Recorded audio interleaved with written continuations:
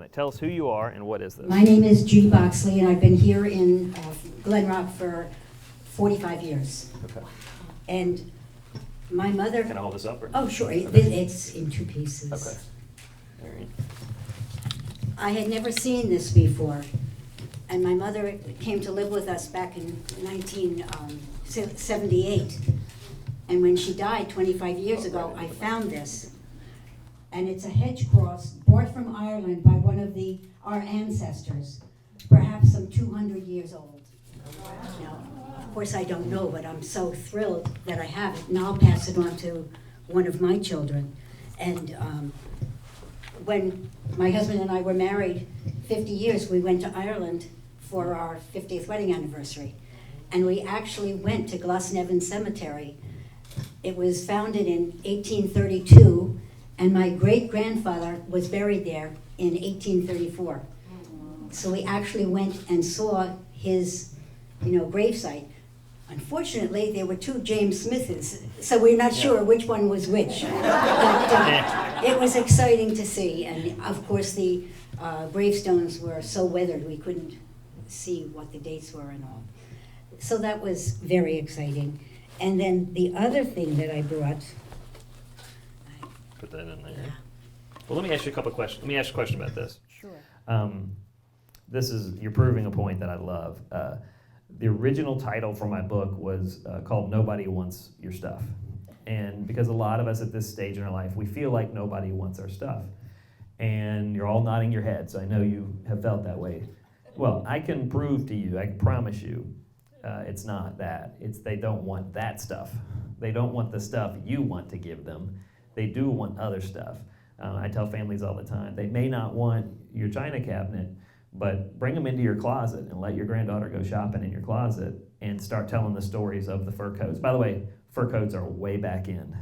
Right? The fur coats you couldn't get rid of 20 years ago, now the granddaughters really want them. But you just told an amazing story. And the point here is we're kind of reiterating, if you share the stories, the kids will start to hear the important part, and they'll want those items. And this is magnificent.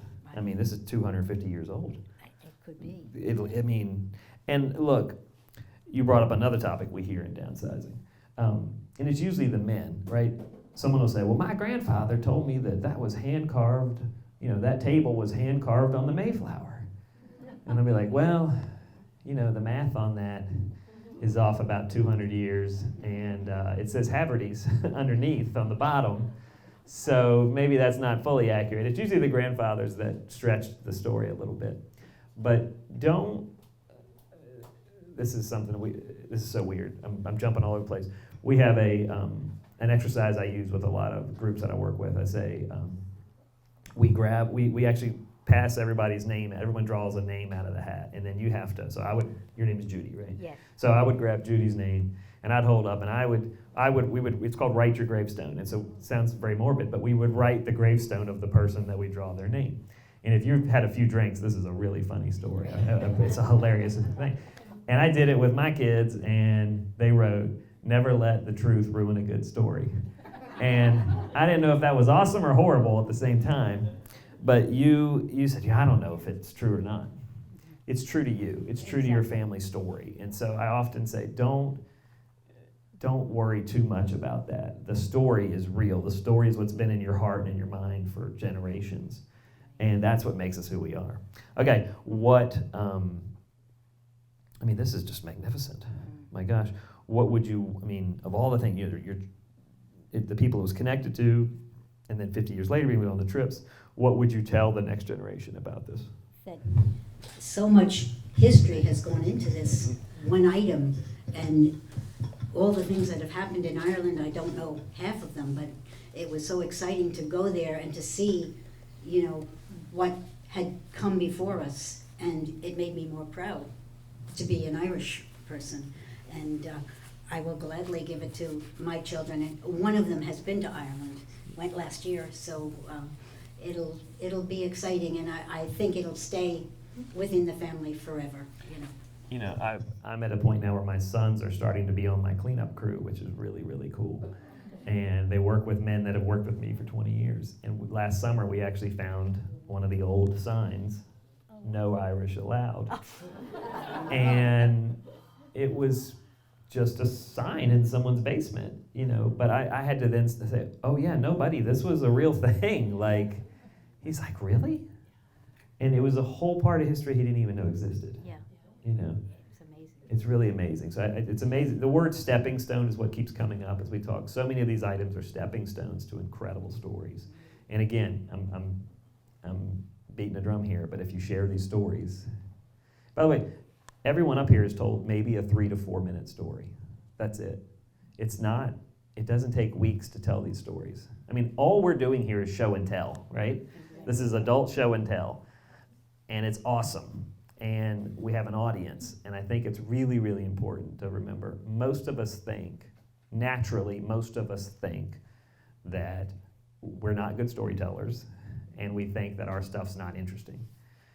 Is everyone else here, I'm assuming, because I know the answer here, are you interested in whoever's sitting up here sharing their story, is it interesting to you? Yes. Yeah. And I think this is a cool town where people are close, but a lot of times we don't know everyone in the room. And it's really important to remember, even strangers find your stuff interesting. And so I really encourage, especially in a building, in this annex, in this building like this, what an opportunity to share these stories. Because we'll all go home, we've learned something, it's been interesting. Yeah. Right. All right, I'm talking too much. I'm going to let you share the next item. Oh, now I really want to see this. Yeah. All right. This I love Because I've actually used it.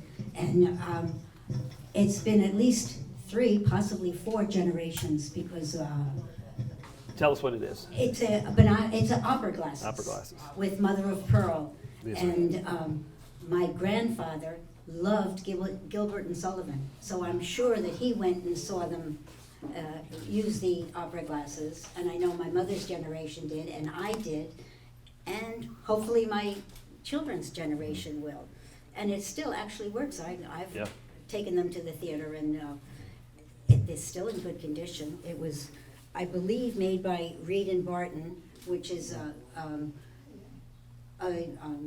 silversmith from New York City, and both my mother and my father grew up in the city.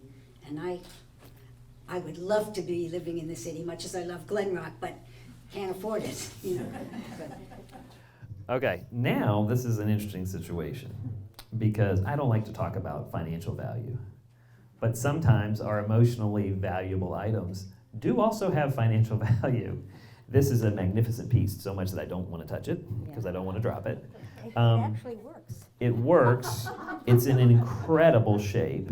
I cannot stress, she has the original, and the reason I'm telling you this is a lot of people want to ask me, well, what if I do want to sell it? What if I do want to get rid of it? Don't get rid of that. But if you wanted to, that's in a magnificent shape because it has the original bag, it has the retail store hand sewed in tag, it has all the original brass ornament on it, the mother of pearl is in wonderful shape, and it's weathered. And they call that patina. If you ever hear that word patina, it's weathered. It's been dropped a few times. I myself also. Yeah, but that is a magnificent piece. All the things that if you were ever going to sell something, they have everything you need to sell it. But please don't sell that. No. Yeah, it's a wonderful It's already piece. endowed Yeah. to my granddaughter. Okay, so the granddaughter already wants it, which is great. And think of the shows that they'll go on to see. Yes. I mean, oh my gosh. I live in Atlanta, and we flew up. I flew my oldest son. I think Broadway's really important for kids to see. And so I always bring one kid each year to a Broadway show. And so he wanted to see Wolverine in The Music Man. And that's Hugh Jackman. But to him, it's Wolverine from a movie. But I got to take my son to see a good Broadway show. And he was like, I think on the way home, we were in New York City. We got to fly. He had never, we actually flew to DC and then we took the train. I think there's something magical about taking the train into New York City for the first time you see New York City. And so I wanted to produce that moment for him. And sure enough, we're coming through Jersey. He sees, I'm like, that's New York on your right. And he got really excited. And then when he walked out of the station, looking around, it was almost, like a TV show. It was really cool. But on the way home, he said, Dad, I think I'm going to take my son to see a show in New York. And I was like, oh, that's what life's about, So I just think, here we are. Oh, I'll shake your hand. I was pointing at this, but I love it. I love thought these you were stories. trying to get rid no, of no, me. no. Well, if you've got more stories, I think we all No, want to no. hear them. Are we good?